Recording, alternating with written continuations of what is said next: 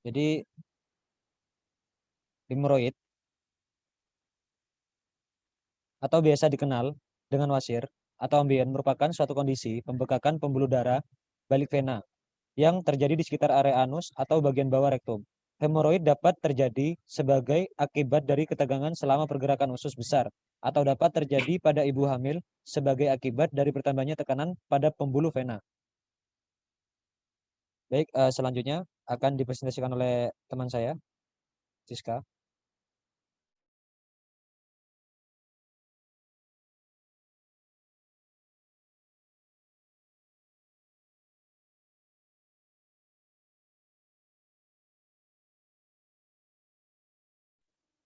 Maaf. Menurut Gans 2013 terdapat beberapa macam hemoroid, yaitu yang pertama hemoroid eksternal, merupakan hemoroid yang tertutup oleh squamous epithelium. Dan yang kedua yaitu hemoroid internal, merupakan pelebaran vena subkutan yang terletak pada bagian atas linea dentata yang tertutup oleh mukosa. Dan yang ketiga yaitu hemoroid campuran, merupakan hemoroid yang terjadi di sepanjang ruas atas.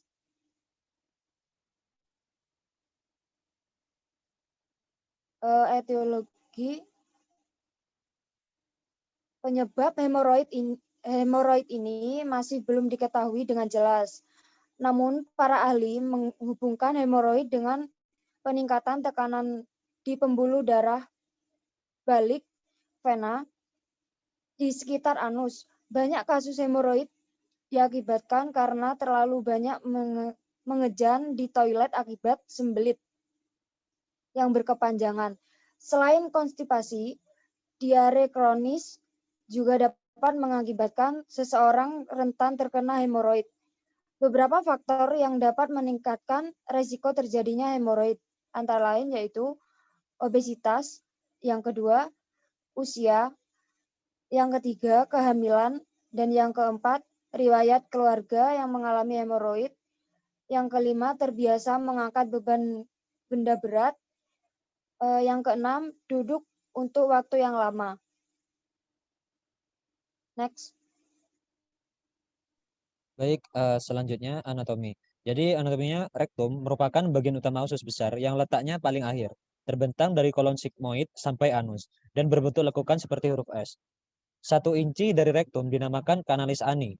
Kanalis ani ini terlindungi oleh civic externus dan internus.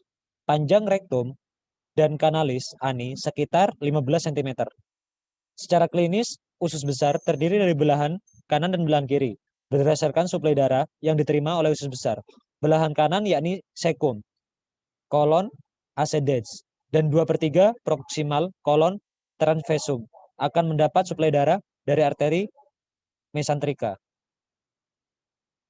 Sedangkan belahan kiri terdiri dari sepertiga distal, kolon transversum, kolon descendens, dan sigmoid. Dan bagian proksimal rektum akan mendapat suplai darah dari arteria mesenterika. Rektum memperoleh suplai darah arteria sacralis media dan arteria hemoroidalis inferior, serta percabangan media dari arteria ilaica interna dan artoa abdominalis. Patofisiologinya yakni dahulu dianggap berasal dari varises. Namun seiring berjalannya waktu, teori itu salah karena insiden pasien varises tidak mengalami peningkatan insiden wasir atau hemoroid ini. Ya, patofisiologi hemoroid yaitu ketika jaringan pendukung bantal anal itu hancur atau mengalami kerusakan yang mengakibatkan gangguan aliran vena. Bantalan pada anal ada 3 yang memiliki ukuran yang besar dan 2 bantalan kecil. Saat bantalan anal mengalami kerusakan disebabkan karena terjadinya dilatasi plexus vena yang abnormal, trombosis pembuluh darah, proses degeneratif, serat kolagen, dan jaringan fibroelastik, serta distorsi dan pecahnya otot subepitel anal. Baik, selanjutnya akan dipresentasikan oleh teman saya.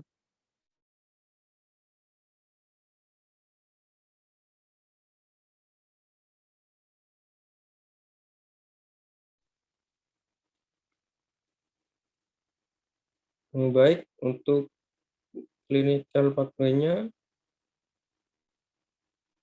ini bisa dilihat ada konstipasi, diare, kongesti pelvia pada kehamilan, fibria muteri, pembesaran prostat, tumor rektum, intraabdominal yang mengakibatkan kosti vena plexus dan aliran vena balik jadi terganggu. Kemudian tekanan perifer meningkat dan pelebaran vena hemoroidalis. Hemoroid ada dua, yang pertama interna dan yang kedua eksterna. Kedua ini bisa dilakukan dengan cara pembedahan, yaitu lewat pre-op, intra-op, dan post-op operasi.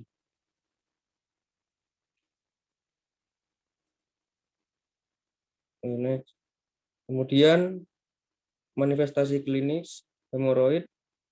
Manifestasi klinis yang muncul pada penderita hemoroid menurut Cleveland Clinic. Yang pertama, pendarahan pada rektal. Biasanya darah yang keluar berwarna merah terang dan umumnya tidak menimbulkan nyeri. Pendarahannya biasanya terjadi saat buang air besar atau setelah buang air besar. Yang kedua, pendarahan menghasilkan volume pendarahan umumnya tidak banyak. Terkadang hanya beberapa tetes darah atau sedikit penceratan darah. Yang ketiga, nyeri pada daerah anus, terutama saat buang air besar.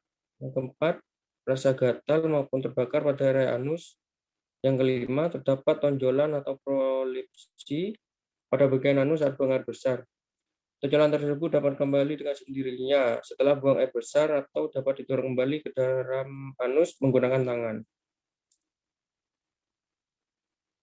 Untuk komplikasi hemoroid tersebut, ketika tidak segera ditangani dapat menyebabkan beberapa komplikasi, yaitu yang sering terjadi, pendarahan terus-menerus yang mengakibatkan anemia defisiensi besi. Trombosif atau koagulasi dalam darah dapat menghambat aliran darah sehingga mengakibatkan nyeri yang integragulasi hemoroid, yakni prolapse hemoroid yang suplai darahnya terhalangi oleh rektor ani dan dapat menyebabkan trombosit luka semakin parah pada anus dan mengakibatkan pasien takut mengejan dan saat defekasi mengakibatkan feses semakin keras. Ketika feses semakin keras, inilah yang dapat melukai anus dan memperparah luka pada anus.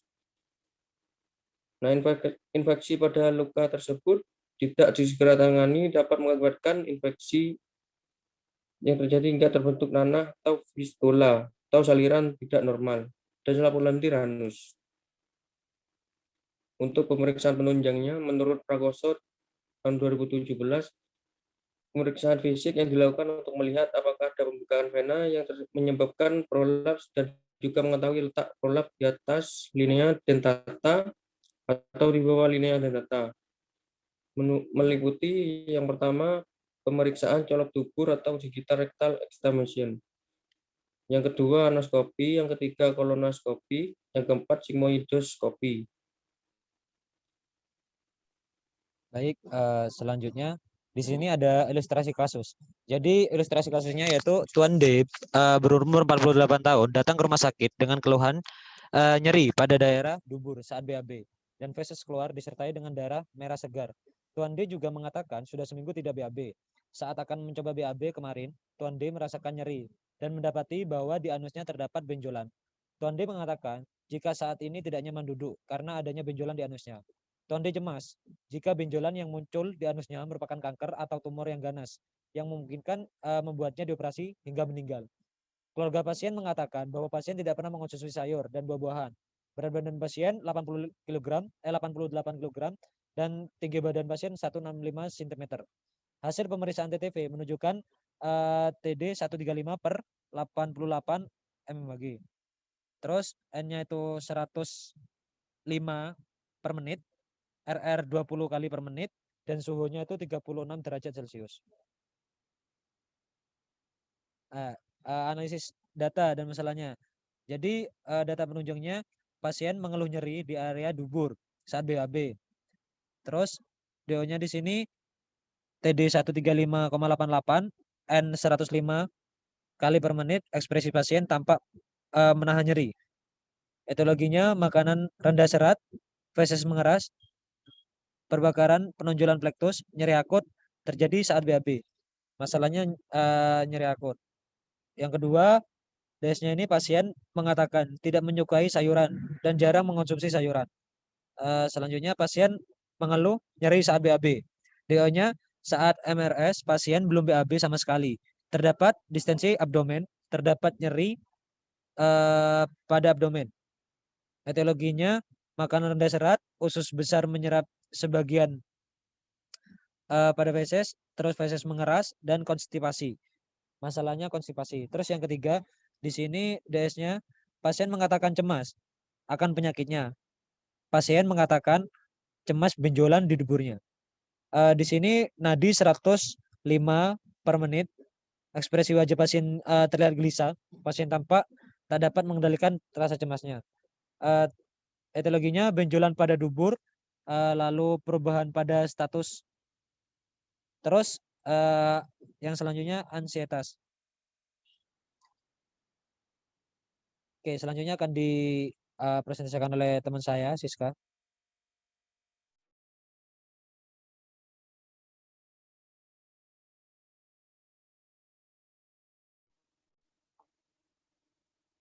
Menurut analisa data dan masalah post-op hemoroid, DS-nya yaitu pasien mengeluh nyeri area dubur akibat dari operasi. Dan DO-nya nadi dan tekanan darah pasien tidak normal, ekspresi tampak menahan rasa nyeri. Etiologinya yaitu tindakan pembedahan, kemudian luka pasca pembedahan, dan kemudian nyeri akut. DS-nya yaitu pasien tidak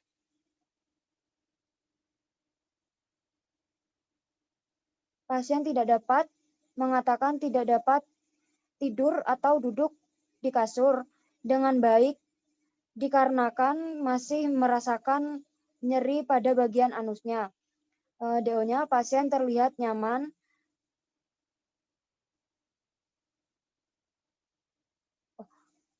maksudnya pasien terlihat tidak nyaman bergerak saat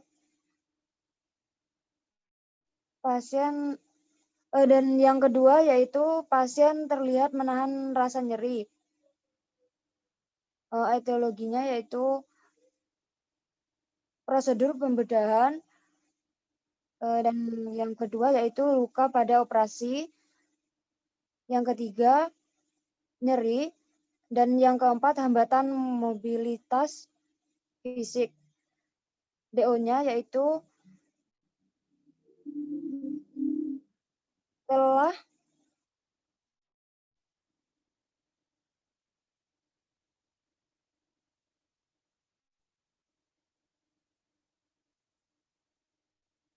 telah dilakukan tindakan invasi pada pasien, terdapat luka pasca operasi pada bagian anus.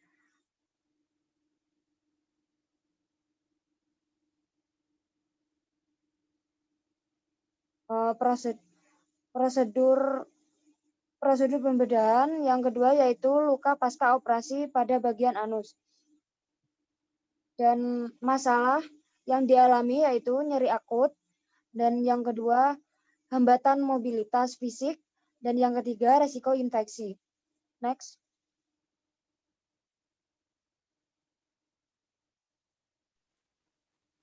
Kemudian untuk diagnosa keparatannya, yang pertama itu nyeri akut berhubungan dengan agen cedera fisik, tandai dengan keluhan tentang pasien nyeri ekspresi dan tekanan darah dan nadi yang di atas normal. Yang kedua, konstipasi berhubungan dengan asupan serat tidak cukup, ditandai dengan nyeri abdomen, nyeri tekan pada abdomen dan di distensi abdomen. Yang ketiga, ansietas berhubungan dengan perubahan besar atau status kesehatan, tandai dengan gelisah dan peningkatan frekuensi nadi. Untuk perencanaan keperawatannya, yang pertama, nyeri akut berhubungan dengan agen cedera fisik. Tujuan dan kriteria hasilnya, setelah dilakukan tindakan perawatan selama 3 kali 24 jam, diharapkan nyeri dapat berkurang dengan kriteria hasil. Yang pertama, pasien melaporkan nyeri yang dialami sebelumnya dalam skala 1 atau deviasi berat dari kisaran normal menjadi 4 atau deviasi ringan dari kisaran normal. Kemudian yang kedua, ekspresi nyeri wajah pasien yang sebelumnya menunjukkan skala 1 menjadi 4. Untuk intervensinya, yang pertama, observasi tanda-tanda vital pasien. Yang kedua, lakukan pengkajian komprehensif yang meliputi lokasi, karakteristik, durasi, frekuensi, kualitas intensitas, dan faktor pencetus nyeri. Yang ketiga, kurangi faktor-faktor yang dapat mencetus atau meningkatkan nyeri.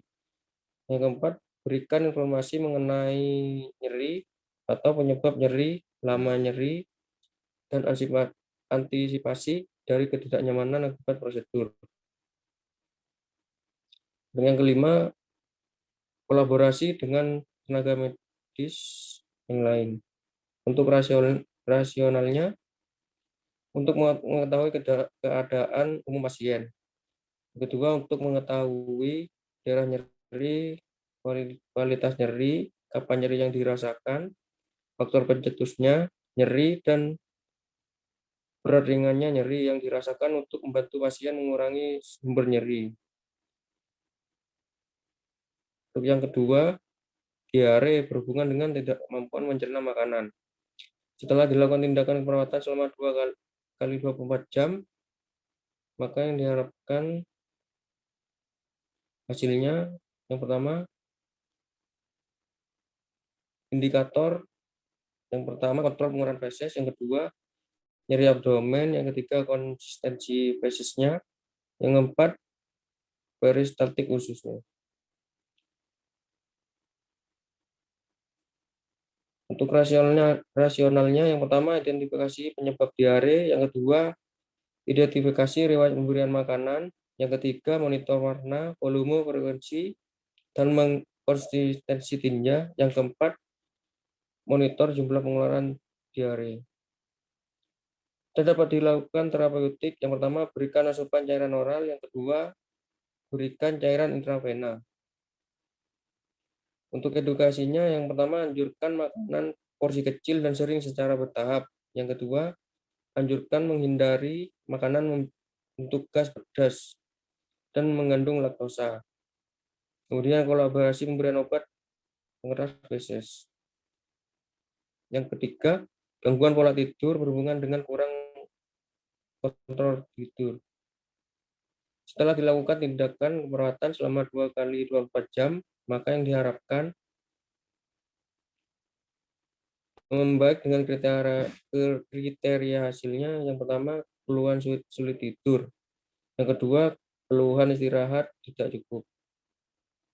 Kemudian menurun dengan kriteria hasil pola istirahat. Untuk rasionalnya, yang pertama, observasi identifikasi pola aktivitas dan tidur. Yang kedua, identifikasi faktor pengganggu tidurnya. Dan dapat dilakukan terapeutik sesuai jadwal pemberian obat dan atau tindakan untuk menunjang siklus tidur terjaga. Dapat memberi edukasi, yang pertama, jelaskan pentingnya tidur cukup selama sakit. Kemudian yang keempat, ansietas berhubungan dengan kurang terpapar informasi. Setelah dilakukan tindakan perawatan selama 2 kali 24 jam, maka diharapkan yang pertama, tingkat ansietasnya menurun dengan kriteria hasil. Yang pertama, perilaku gelisahnya. Kemudian tingkat pengetahuan meningkat dengan kriteria hasil, perilaku sesuai dengan pengetahuan. Yang kedua, persepsi yang keliru terhadap masalah. Untuk rasionalnya, reduksi ansietas, observasi. Yang pertama, monitor tanda-tanda ansietas.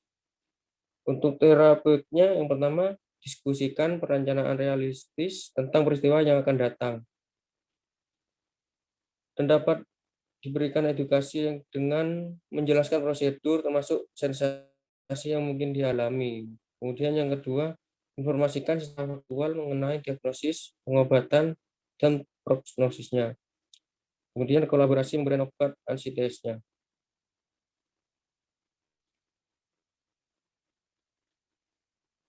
Untuk catatan perkembangan,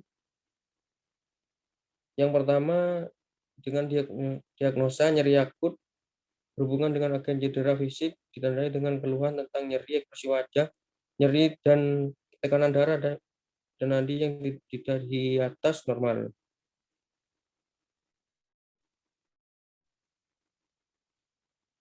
Untuk implementasinya, yang pertama mengecek CCTV pasien, yang kedua melakukan pengkajian kompresif yang meliputi lokasi karakteristik, durasi, frekuensi, kualitas ansietas, dan faktor pencetus nyeri. Kemudian yang ketiga, mengurangi faktor-faktor yang dapat mencetuskan atau meningkatkan nyeri. Yang keempat, memberikan informasi mengenai nyeri atau penyebab nyeri, lama nyeri, dan antisipasi dari ketidaknyamanan akibat prosedur. Yang kelima, memberikan paracetamol sesuai dengan anjuran dokter, yaitu 2 kali sehari.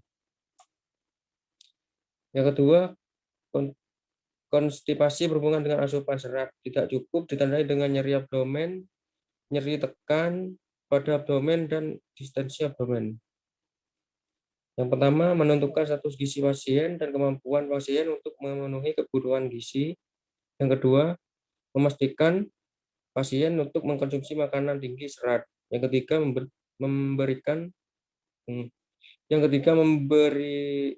memberi edukasi pada pasien dan keluarga pasien makanan apa yang sebaiknya pasien konsumsi. Yang keempat, berkolaborasi dengan tenaga medis dalam memberikan laksatif 2 kali sehari melalui oral.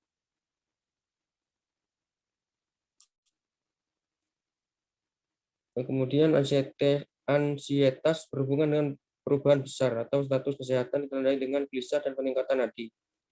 Yang pertama, memonitor CCTV pasien. Yang kedua, membantu pasien mengidentifikasi situasi yang memicu kecemasan. Yang ketiga, mendukung pasien menggunakan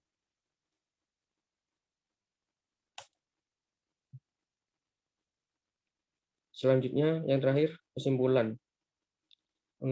Hemoroid atau biasa dikenal dengan wasir atau ambeien merupakan suatu kondisi pembekakan pembuluh darah balik atau vena yang terjadi di sekitar area anus atau bagian bawah rektum. Hemoroid dapat terjadi sebagai akibat dari ketegangan selama penggerakan usus besar atau dapat terjadi pada ibu hamil sebagai akibat dari bertambahnya tekanan pada pembuluh-pembuluh vena. Hemoroid tersebut dapat terjadi pada laki-laki maupun wanita yang rentan usianya 45-60 tahun. WHO menyatakan jumlah penderita hemoroid diperkirakan 230 juta orang di seluruh dunia. Di Amerika Serikat diperkirakan 10 juta orang yang mengalami hemoroid. Profilasi tersebut sekitar 4,4% dilakukan pengobatan dan 1,5% dilakukannya hemoroidektomi. Dan menurut data Kemenkes Republik Indonesia tahun 2013, prevalensi hemoroid diperkirakan 5,7 dari 10 juta orang, yang termasuk Romani, Devi, dan Lestari. Terjadinya hemoroid disebabkan oleh beberapa faktor resiko seperti obesitas, obat-obatan pencahar kehamilan, diet, rendah serat, kurang minum, pekerjaan yang banyak duduk, konstipasi kronik, dan berbagai macam penyakit yang berdampak pada peningkatan tekanan penapelbis. Sekian, terima kasih presentasi dari kelompok kami.